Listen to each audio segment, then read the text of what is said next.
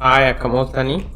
So video ko waa'ee tappilii isa jalqabaa irratti akkamittiin tappilii isa lammaffaa irratti akkamittiin tappilii akka aksesii goonu akkamittiin qabiyyee isaa keessa deemnee akka ilaallu isin argisiiseen ture. Fakkeenyaaf tappilii informationii barattootaa qabatu kan ilaallaa maqaa barataa, ID barataa, kutaa barataa fi bara barnootaadha kan inni qabatu. So video kanaan dura irratti kan isin argisiise akkamittiin tokko isaa informationii tokko isaa akka argannudha. Fakkeenyaaf maqaa barataa jedhee info jedhee elementii isa jalqabaa yoon jedhee maqaa barataa naa kenna. ID barataa jedhee info jedhee informationii indeksii isa lammaffaan dabarsee ID barataa naa kenna. Akkas jedhee informationii kan akkamittiin Unpackii akka ta'u isin argisiiseen ture. So fakkeenyaaf kana execute godhee tokkuma isaa maqaa barataa yoon ilaale maqaa barataa kana yoo run godhe maqaa barataa naa kenna ayyaana jedhee.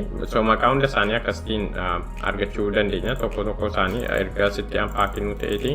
Garuu tappiliin karaa salphaa karaa nuti kanatti goonuu dandeenyu nu kenna. Waan amma akkasitiin tokkoon goone kana akkamittiin karaa salphaatti akka goonu ilaalla wajjiniini. So fakkeenyaaf tappiliima keenya irra deebinee ilaalla.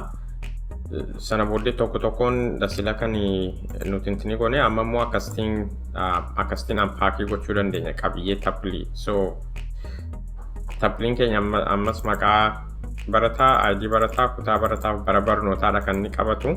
Orderii sanaan so maqaan barataa informationii isa jalqabaa, ID'n barataa informationii isa lammaffaa, kutaan barataa isa sadaffaa, barri barnootaa isa afuraffaa jedhee tappilii koo akkasitiin yoo itti dabarsee faayitaan akkasitiin kana Unpackii nu gochuu danda'a jechuudha. So kana raaniyoon godhee faayitaan asitti Unpackii nu godheera. Tokko isaa display gochuu barbaanne tokko isaa printii nan godha.